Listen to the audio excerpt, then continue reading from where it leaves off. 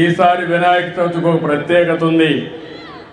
ప్రతి సంవత్సరం మీరు కానీ గణేష్ పండుగ చేసుకోవాలంటే ఒక మైక్ పెట్టుకోవాలి. మైక్ పెట్టుకోవాలంటే పర్మిషన్ కావాలి. మీరు కరెంటు తీసుకోవాలి, కరెంటు కూడా మళ్ళీ బిల్లు కట్టాలి, పర్మిషన్ తీసుకోవాలి. ఈసారి మొట్టమొదటిసారి చరిత్రలో ఎలాంటి పర్మిషన్ అవసరం లేకుండా మీరు గణేష్ ఉత్సవాలు చేసుకోవాలంటే ఇక్కడ ఏర్పాటు చేసిన దానికన్నిటి కూడా కరెంటు ఉచితంగా ఇచ్చామంటే అది మీ మీద ఉండే ప్రేమ.